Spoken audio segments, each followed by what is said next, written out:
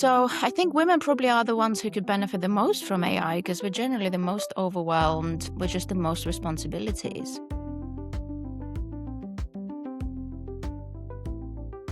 Welcome to Work is Weird Now. Today we are meeting with Alex Issakova, who is the founder of Hooker AI, where she delivers AI training and strategy for leadership teams and non-technical professionals. Welcome, Alex. Thank you. We're really excited to talk to you today. So we are talking about one core question, which is, and I'm really excited about this one, can AI help lighten the mental load for women? Big question. Can it? Do you want to tell us a bit about yourself? So my background is I've worked in tech and for Silicon Valley companies for really my whole career for about 15 years. With different types of AI from kind of like really old school systems thinking to then machine learning, mostly in commercial roles. And then last year I decided that I didn't want the corporate life anymore. And it wasn't for me. And I decided to start my own company and kind of doing now focusing on Gen AI. And yeah, just helping businesses kind of figure out where should they start, what is the change management, why do some people not want to adopt, including women, but everything else, right? Like how do you manage the work anxieties? How do you even get started? What's the ROI? Is it worth it? All the risks, right? All of those kind of things. While I was working, also did an MBA, and this was before ChatGPT came out, so it's a little bit premature. But I focused on my dissertation on kind of if you're a non-technical leader and you're trying to bring in AI into your work, how do you do it ethically? So I've kind of been in this sphere for a very long time now. Thank Okay, you. so if we were to define this particular moment right now, like right now as you're working with organizations, obviously things are changing so fast. Like Mm. what is the biggest, most critical problem do you think is facing these organizations that you're talking to? I think right now we're just in a wild west. Like no one really Yeah. knows what they're doing. We don't. There's so much hype and so much FOMO around it. Also, so many kind of self-proclaimed experts, which is like good and bad, right? Like it's good people are getting on board with it. It's not necessarily a bad thing, but I would say there's no real guidebooks. No one really knows what they're doing. Like even with work, right? Like, is it acceptable to say that you used an LLM to help you draft the email or report, right? Like we just don't have any guidance. And like everyone's using it, but we're kind of hiding it, but everyone knows we should be trying it, but no one knows how to do it well. Wild West is really the only Mm. way to describe it. Alice and I were at an event, She Shapes AI, a couple of weeks ago, and there is a guidebook for startups and it's 180 pages. And the person making the point was like, no startup is ever going to bloody read that. Like, what? Who made the 180 pager? If somebody's listening to the beginning of this and thinking, I feel seen and all those things that you said, like I'm a non-techie leader, there's risks, there's challenges, all those things. But actually going back to the first thing you said, what does Gen AI mean? Like if that basic language, I always try to think about, I feel like I'm kind of fairly on a journey with it. I'm still early, but there's people who just don't understand what some of Yeah. the basic languages around it. I How would mean, you define that? AI itself has been around since like the 50s, right? Like it's not new and it's gone for several summers and winters through its time. Gen AI is really, I would say, kind of the first AI that's accessible to a normal human being who's not a software developer, right? Like even when I worked for a machine learning based company, so you couldn't interact with the AI, with the machine learning tools, right? Like it was like a black box, and you could maybe kind of touch the sides of it and kind of shake it a little bit to hope and try and get a different result, but you couldn't interact with. So Gen AI is the first way really where you and me and everyone else can just kind of ask it questions and interact with it, right? The way it's built is really scrape the whole of the internet and then learned from it, right? And the whole of the internet contains a lot of really good data, but also a lot of really, really poor data. And everything that's been coded, like all the kind of societal biases and unfairnesses that outside of AI, right, that exist, it's then taken them and it generally not just mirrors them, it can amplify them. So, right. So that's where Mm. a lot of the concern with biases and everything else comes in. So it's an extremely powerful tool, but it's not perfect by any means. I think it's interesting when you mention about people not wanting to admit using it, right? Because I think and in recognizing all you're saying around how quickly things are moving, like a few months ago, we did an episode actually on people not being willing to disclose the fact that they're using AI at work, particularly women for many reasons that we can all guess, right? That women feel like they're held to a higher standard, are in fact often held to a higher Yeah. standard than men, so on and so forth. But now I feel like we're in this stage where everybody's using it, but now it becomes a criticism of who's using it well and who's not, right? So if it looks like AI, Yeah. then you failed, right? If it doesn't Yeah. look like AI, then you're using it Which the is right so way. weird in itself. It It's is, just right? like, yeah. Like I post on LinkedIn a lot. And I always have those little trolls in my comments of like, did you use AI to write that Mm. post? And I'm just like, well, do you ride a horse to work? Like, of course I use AI. Yeah. Like, what is the benefit of not using tech? That makes, and for me, like I obviously the frameworks are mine, the thinking is mine, but the process of like what's in here, I'm putting it in like a cohesive sentence. It just doesn't work. Like it used to take me so long to write reports and emails and things like that. So I love it. Like it just makes the output so much faster. But yeah, you do get judged, right?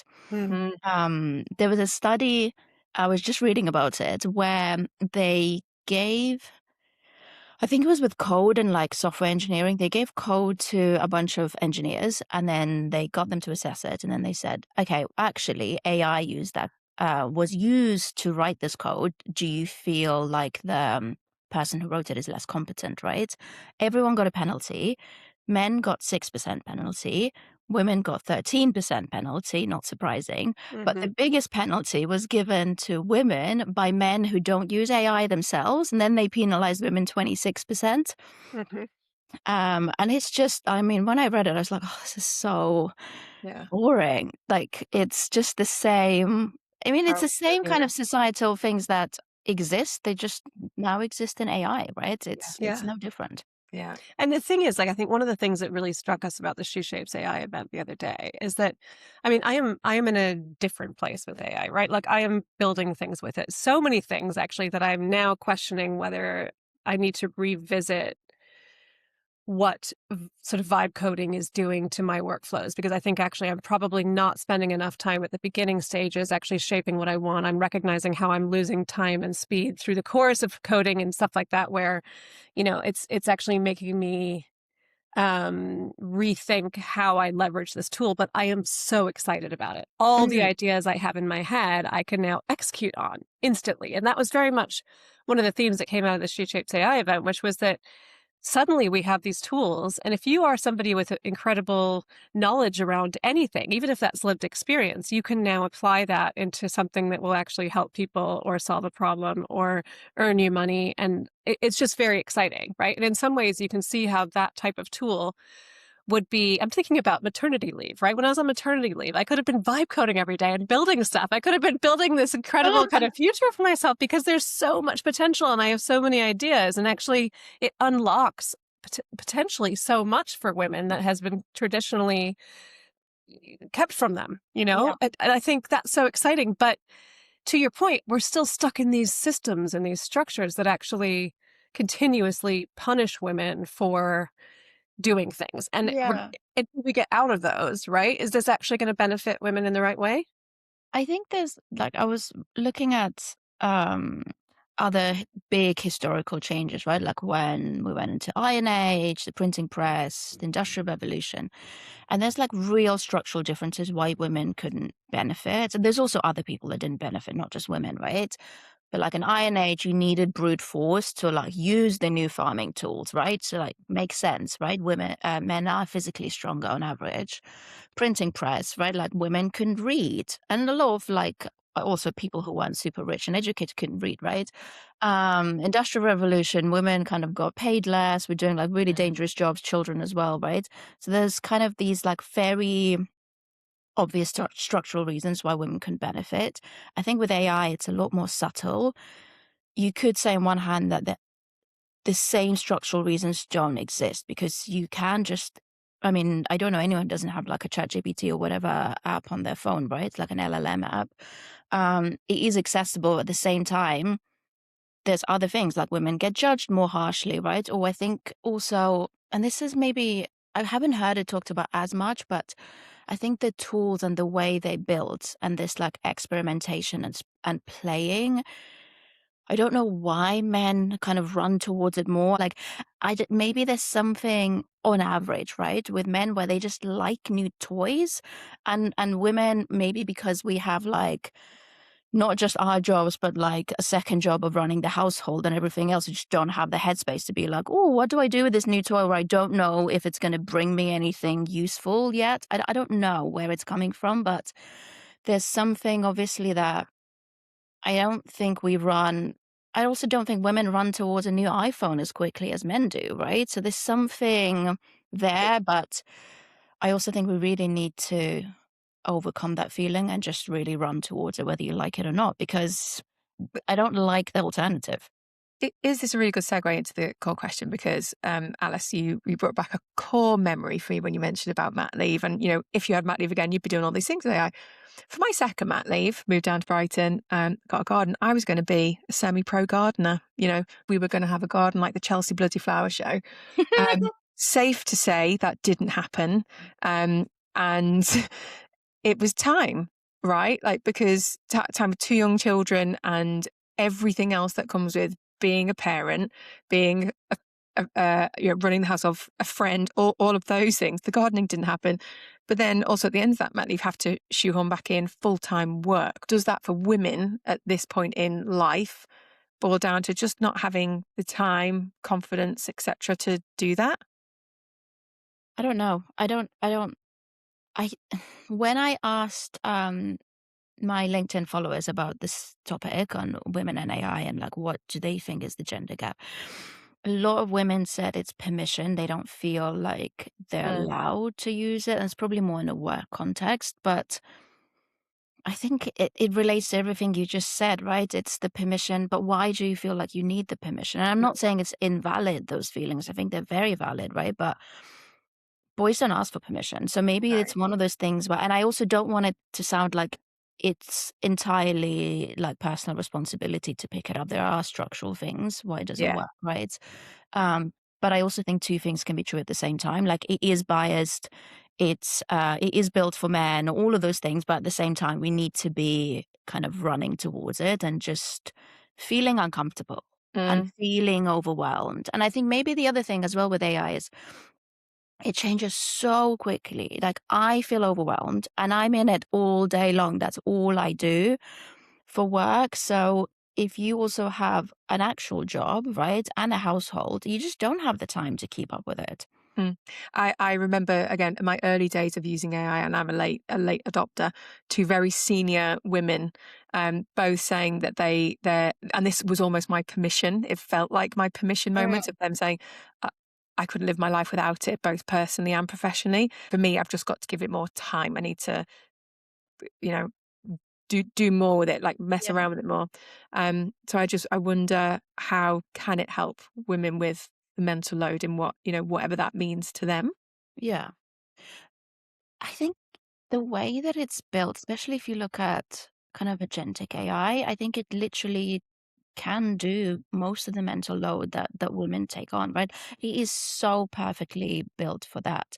I want to see, I just have this vision of a household where you have like a chief of staff that's like built in like Claude Cowork or whatever, right? Like in like vibe coded. And it has all of the information that you keep, right? Like Mhm. everyone's food intolerances, allergies, preferences, when are the next vaccinations due, like what is the schedule? You can have like whatever rules you have in the house, right? So like the kids need to clean their rooms once a week, right? Like they send a picture to the AI, so they don't negotiate with you.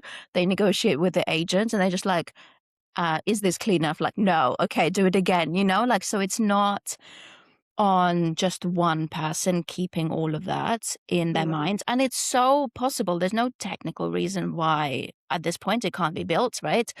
Um, I just But then I imagine if you do that, and then, like, again, I'm generalizing, but I think it's then up to us to just like sit down and not take on more work.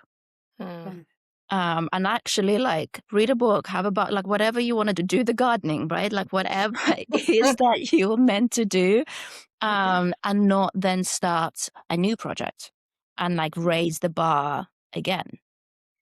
Yeah, I think just from a logistical standpoint too, there's the barrier to entry is probably lower for most people to apply AI tools to their home life because in many cases people work in organizations that are in kind of a Microsoft enterprise kind of environment where the only tools they have access to are Copilot, and sometimes people don't even have the licenses for that within their team, so therefore they have some access to some limited version. Nobody's allowed to use Claude or whatever else, Mhm. inside the work environment. So actually, I think for that reason, adoption is naturally lower. But actually, the idea that you could use this outside of work. I mean, my party trick at the moment is taking my kids' schoolwork off Google Classroom. They're both in secondary school, downloading it, putting it in Notebook LM or putting it into Claude, and then asking it to create a HTML page based on their particular learning styles. I give it feedback on whether that HTML page worked. It's interactive for the kids. I just send it to them, send them a link. They can then do quizzes and things like that on all their revision topics. And it's totally customized to them in the way they learn. And then I give feedback and then I get a better tool based on who they are and how they learn. And I'm essentially outsourcing all of the revision work that I would normally do with my kids to the AI I tools. love that. Oh, it's Yeah, I mean, it's amazing. great, right? It's So that phenomenal. plus some of the things that you're describing is what else could I put in there about how the household is run? And Yeah, actually, that's a really, really useful and very practical way for women to get to grips with how AI works that doesn't require them to use it in a work context, but it will help accelerate their learning, right? massively. But also, it's not just for learning, right? Like it gives you time back. If you Yes. are, if you're I think women probably are the ones who could benefit the most from AI because we're generally the most overwhelmed with just the most responsibilities. I would start with just introducing yourself, right? It's just like, this is my age, I live here, this is my family situation. I've got like, I don't know, 17 children, 5 dogs, we live in a farm. I'm also like care for like donkeys, and then I have like a grandparent who I'm looking after. They have these medical conditions. I work full time, my husband works full time. No, no, no, right? Like these, and then list all the things, and you don't have to do it with a computer, just like list all the things that are on your mind and then give it that list and just say, "Where do you think you can help me?" And Mhm. then prompt it better and be like, "Okay, but I want like a really, really advanced agentic solution that will really do everything, right?" And it will keep iterating on ideas. And then the other thing is like you don't have to give it things that you don't want to give it, right? There's client this is work related, but there's a client I was working with, and they had a copywriting team who were understandably kind of very nervous about AI. Um, and yeah, and basically what they realized for a lot of coaching kind of change management is like if they want to keep writing, and also kudos to the leadership team who then said, if you want to, like you do writing, we'll keep writing is human thing. It allowed them to do other things, right? There was a woman on there who didn't really like, she wasn't massively analytical, but then using they use Claude, right? It allowed her to then do the analysis, and Claude was doing the analysis for her, so it made her a better writer.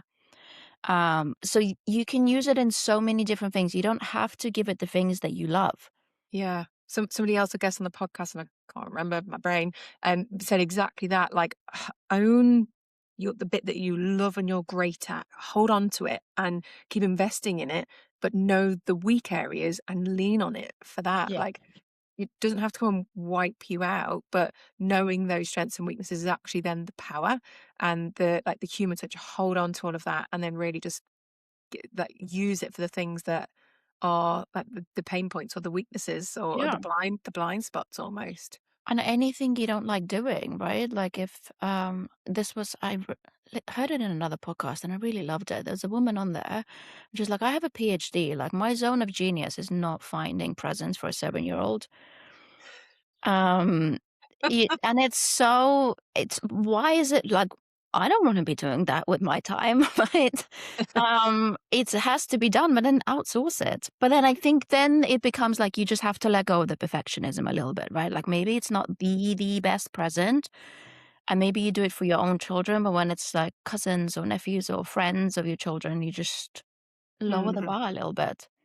I But did think of the how oh, sorry, often go do on. things need to be perfect, like, not as often as we think they do. I think Yeah, that's part of the challenge is, right, is letting go of the fact that not everything has to be perfect, and often, and it's a perfect is hard the enemy one. of the good, right? Yeah, yeah, Sorry, Dan. I was just gonna say, so when you said earlier about, using AI to check how tidy the kid's bedroom and be like, "No, not gonna," I immediately went to, "Oh, the haters are really gonna be like, 'No, where's the human role that did it?'" And then I just played it all out in my own head. I thought, "Actually, I would much rather if the AI agent was checking the tidiness of the kids' room." Just so anyone's listening, my children are 5 and nearly 3. I don't make them tidy their own room yet.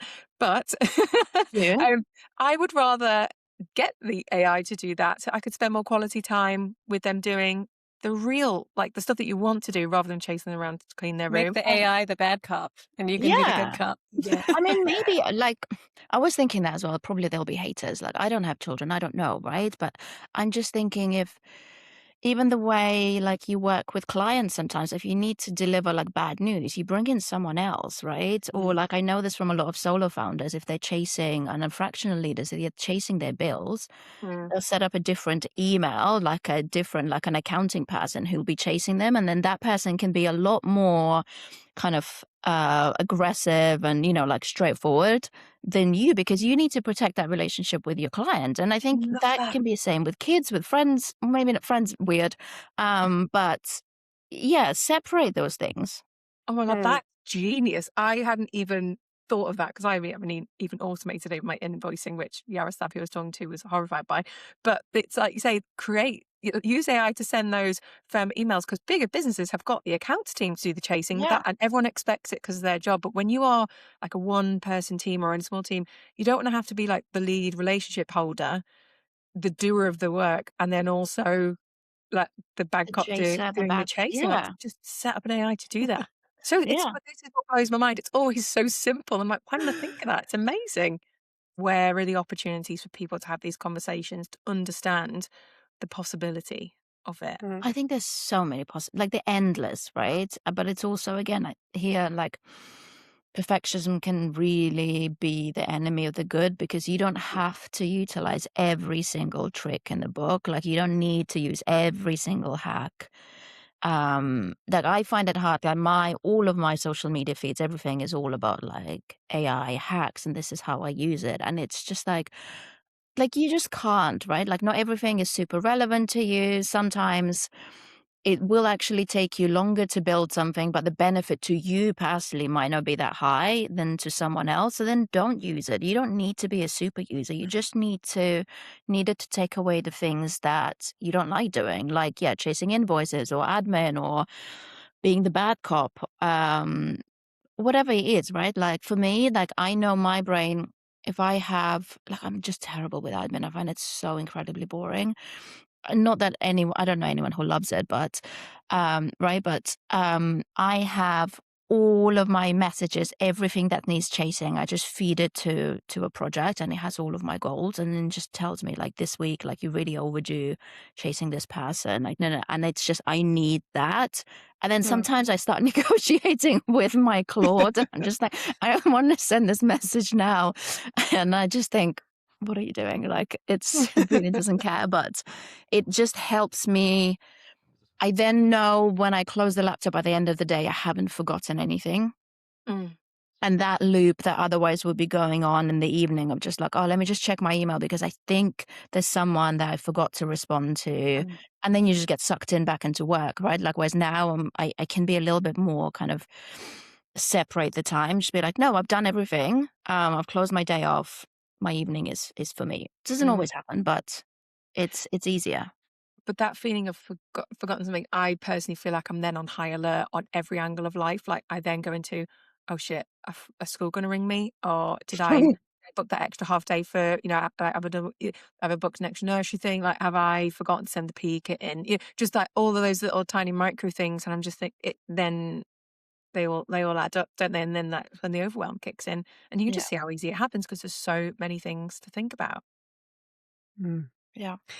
So, a couple of questions then. So, first of all, where I see women in particular resisting using AI inside organizations is where they feel that they're most at risk of that AI use then exposing what can be done with an AI. So, to give you an example, like member of administrative staff or like an internal communications professional where they realize actually if I use this all the time, I'm basically going to put myself out of a job. And we know that women are more likely to have jobs like that, Mhm. right?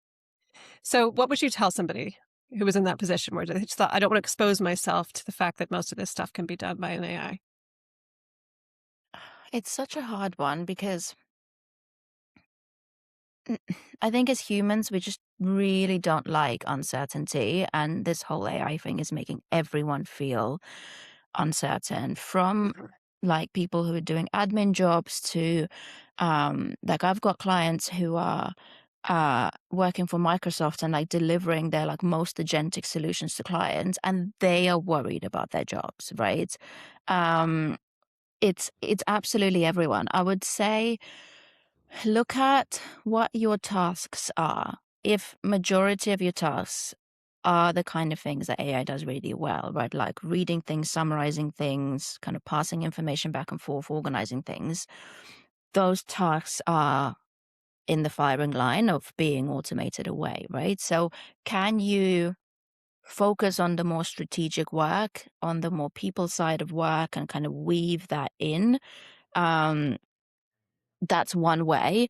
There might be a situation where, unfortunately, I mean, it's already true, right? Like, so many companies are like having massive layoffs, not even because they're seeing ROI from AI, just because they need to pay for the data centers, right? Mhm. Um, it's it might just be, unfortunately, an inevitability, right? So then, what else is it that you can do, right? Like, can you work? Is there anything else you want to do, right? Like, can you retrain? Can you become like an AI enabled admin person, right? Like, maybe you take on a lot more. The reality is, you don't know, right? Like, depending on what company you are working at, you could. I love the tale of like the two Swedish companies. Was it Klarna that fired like several thousand people, right? Because they thought agents were going to do all of it. Then they realized agents couldn't do any of it, and then they had to rehire some of those people back, right? Yeah. Great example of just like pulling the trigger way too early. And then you look at IKEA, also a Swedish company, right? And they brought in agentic AI, realized that it could handle like I think like 50 or 60% of their client interactions. So like, great, we have 9,000 people who we don't need anymore. Um, what can we do with them? And they decided to create this like a design studio where basically you go in and they help you design a kitchen, a bedroom, whatever. So you don't need to do like a full DIY at IKEA. And that business unit is delivering them like $1.6 billion a year. Mm. And they retrain those people and move them into that, right? And I think that's such an amazing use of like, you have people and they obviously, well, I don't know, but like, I feel like they felt some level of responsibility for those jobs that they had created and in keeping those jobs, right? So I think a lot of it is luck for you as well as an individual, right? Like you could end up working for a Klarna, you could end up working for an IKEA, and we don't handle that not knowing well. And I don't think there's anything I can say that will give that clarity, right? Like sometimes things go well and sometimes they don't, but the most you can do is kind of learn AI, try and be really vocal about all the things that you do that AI can't do, right? Like visibility in a corporation, I think is half the battle. If people know you, if they like you, and if they know what projects you're on, you're so much more likely to survive a layoff. Mm. And this is from someone, I think I've been through like 10 layoffs in my career on like all different sides of it. And like, if people like you, they're so much less likely to fire you. Mm. Um, but it's not it's not a guarantee. So yeah, it's a hard one and then everyone's feeling it. So we first met you or first came across you at the Portfolio Collective conference, which is all about creating a sort of nonlinear portfolio style career that looks at essentially how can you differentiate and hedge your bets, right? So it's about how do you create a number of different fires and then keep them burning so Mm, that you can continuously pivot if you need to and have multiple income streams.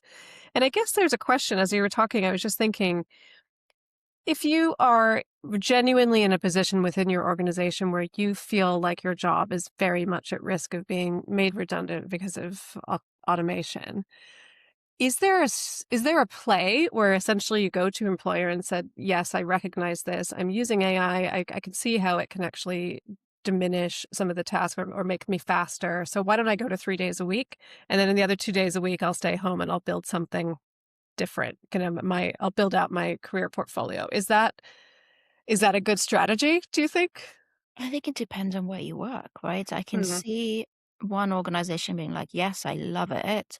It means we can keep you and we can keep maybe more people part-time. And I think when you move in those like portfolio and fractional career circles, that's definitely kind of the prevailing school of thought that like that's the way it's going to go, right? We're all going to be the portfolio career professionals, or we're going to work for like 5 different companies 1 day a week for each, or something like that, right? Or being generalist, working for a company that has 5 people, not 500 people, right? mm, Um, Maybe, but I can also see another company. There's still companies. Um, in London, but also in other cities that require people to go in 5 days a week. I mean, I mm, don't understand that.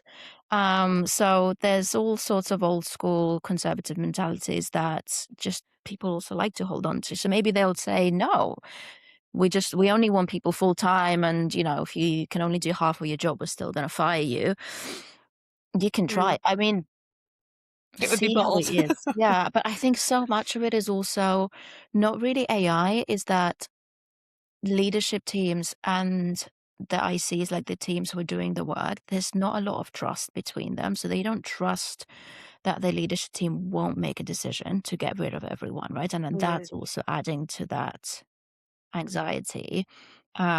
And it can take up so much of people's time, right? Like if you're worried, like at my full-time role, we were going for like massive restructurings. I think it was taking up like 30-40% of everyone's time, just mm, constantly worrying about it, side chats, conversations, right?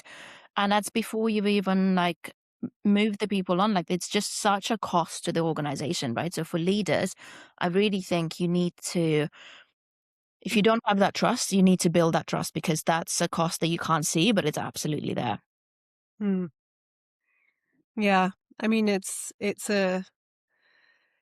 interesting because this whole change is happening in a context that is so fractured to begin with, right? Mhm. So actually, it's not as if we have perfectly stable organizations that are functioning well, and now we Yeah. have this massive transformation to cope with.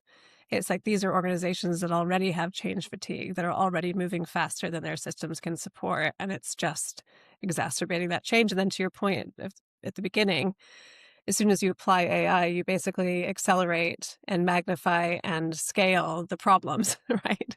Yeah. With if you don't give it the right kind of thought. So, just one more question then. I don't know if you saw that Reese Witherspoon was in the press Mm. over the last couple of weeks, where she said, "Yeah, women need to be out there looking at AI and adopting AI tools." Um, and then she got loads and loads of pushback from people Yeah. saying AI is ruining the environment, it's ruining connection, we should all be putting down our phones and being out in nature and so on and so forth. What would you say to somebody who just thinks this is truly evil and just wants to shut it altogether? I actually read a lot of the negative feedback she got because I'm doing a Women in AI talk next week. So I'm just kind of mentally preparing myself for the Mhm. backlash. Yep. Um, uh, I mean, if you're really a non-believer, I mean, I don't think I don't believe in changing people. I really don't. Like, if you think it's entirely evil and it's controlled by like a cabal of billionaires, which it is, that's not even a conspiracy theory, right? And it's there to like destroy the world. I mean, it's a possibility we'll do that. I don't think it's to me to change your mind and make you an early adopter. then don't use it. And, then that's your choice. And 5, 10, 20 years down the line, maybe you'll change your mind, right? And then you'll start using it. Maybe you'll stay behind. But like, that's also part of living and kind of in a free society is you are welcome to make those choices. I don't know why. Yeah, I don't think it's up to me to change it. If you don't want to use it, don't use it. But I really think it's like a tsunami that you can't change now, right? Like it's the box has been the It's here. Pandora's box has been opened. So if my thinking is if you don't change it, you'll be left behind, in terms of earnings, professionally, etc. But if you don't agree with me, you're welcome to not agree with me. Great. I think that's a good place to end. If people want to find out more about you, Alex, or get in touch with you, what's the best way to do that? I know you've got a great newsletter that I subscribe to, and I Got a recommend everyone else newsletter. It's called does. The Roadmap. It's on my LinkedIn. I think LinkedIn is the best way, really. Yeah, it's just Alex Issakova. We'll pop it in the show notes. Thank you so much.